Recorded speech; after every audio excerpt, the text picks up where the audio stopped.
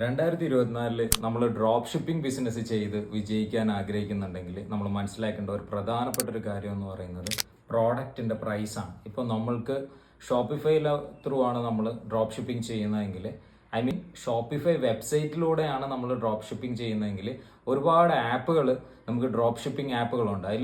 അതിൽ മെയിനായിട്ടുള്ള ഒരു ആപ്പ് എന്ന് പറയുന്നത് റോപ്പോസോ ക്ലൗഡ് ആണ്.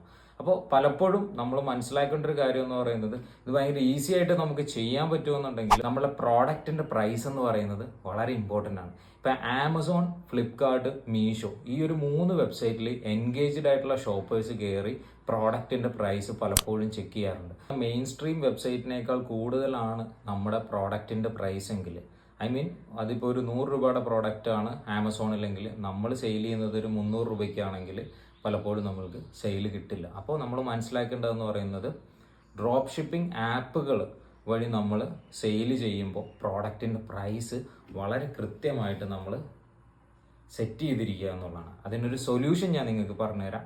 അതിൻ്റെ ഒരു ബെസ്റ്റ് സൊല്യൂഷനാണ് ഇന്ത്യ മാർട്ടിൽ പോവുക, സപ്ലയറെ ഡയറക്റ്റ് കോൺടാക്ട് ചെയ്യുക. സപ്ലയറെ കോൺടാക്ട് ചെയ്യുമ്പോൾ അതിന് ഒരു കൃത്യമായിട്ടുള്ളൊരു ഫോർമാറ്റ് ഉണ്ടാവണം. സപ്ലയറെ നമ്മൾ ആദ്യം ട്രസ്റ്റ് ചെയ്യണം. നമ്മളൊരു തുടക്കക്കാരനാണെന്നുണ്ടെങ്കിൽ നമ്മളുടെ വെബ്സൈറ്റ് നല്ല കിടിലനായിട്ട് നമ്മൾ ചെയ്തിരിക്കണം. നമ്മുടെ വെബ്സൈറ്റിൻ്റെ UI, നമ്മുടെ പ്രോഡക്റ്റ് സെലക്ഷൻ, നമ്മുടെ privacy policy, terms and condition, about us, contact us, especially നമ്മുടെ സോഷ്യൽ മീഡിയ പേജസും നന്നായിട്ട് ഒപ്റ്റിമൈസ് ചെയ്തിരിക്കണം.